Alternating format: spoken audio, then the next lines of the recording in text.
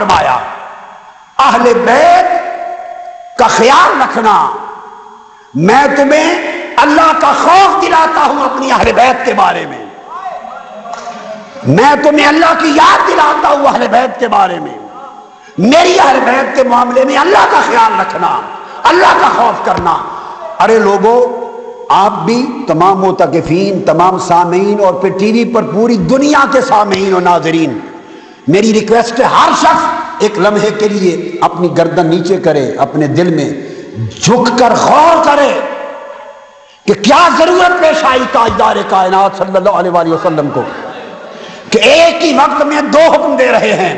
ایک تمسک بالقرآن کا، قرآن کا دامن تھامے رکھنا، ایک حضور کی اہل بیت کا دامن تھامے رکھنا اور ان کی محبت اور ان کی تکریم و پیروی کا۔ مگر تمسک بالقرآن ایک بار ذکر کر کے اکتفا فرماتے ہیں، مگر اہل بیت کا ذکر کر کے 3 بار تکرار کیا ہے۔ ارے کوئی شے تو مصطفیٰ کی نگاہیں دیکھ رہی تھی، امت کے اندر عقائد کا بگڑنا مصطفیٰ کی نگاہ کے سامنے تھا۔ یہ خارجی اثرات، یہ اہل بیت کی محبت کا دلوں سے نکالا جانا،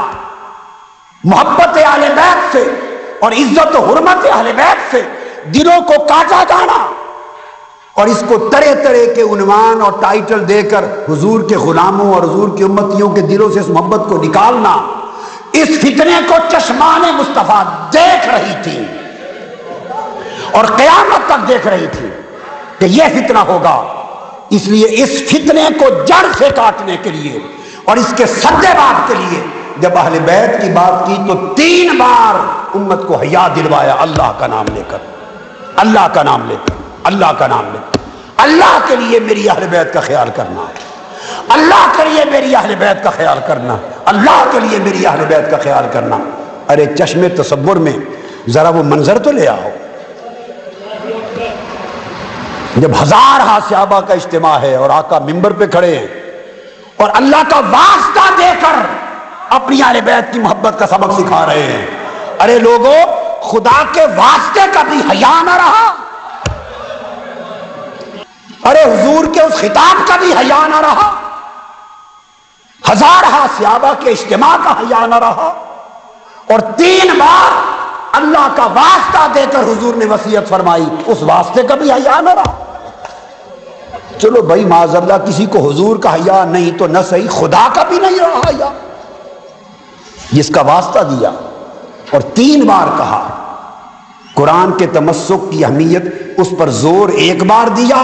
معلوم ہے کہ اسے نہیں چھوڑیں گے، اچھا یا برا تعلق رکھیں گے، محبت اہل بیت کو، فتنہ یہاں ہوگا، 3 بار دہرایا آقا علیہ السلام۔ یہ بھی حضور کے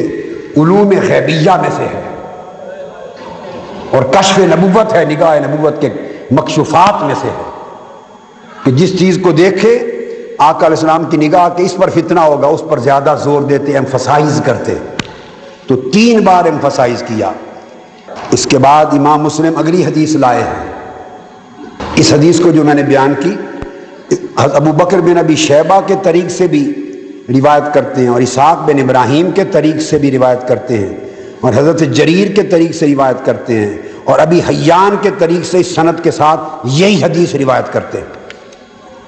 پھر امام مسلم اسے محمد بن بکار بن ریان کے طریق سے روایت کرتے ہیں حضرت حسان بن ابراہیم کے طریق پر، اور یہ سند پھر جا کے زید بن ارقم تک جاتی ہے۔ امام مسلم نے اس حدیث پر بھی کئی طرق اور اسانید کو جمع کر دیا ہے، یہ خبر واحد نہیں ہے، حدیث صحیح ہے اور تواتر کے ساتھ مختلف صحابہ سے مروی ہے،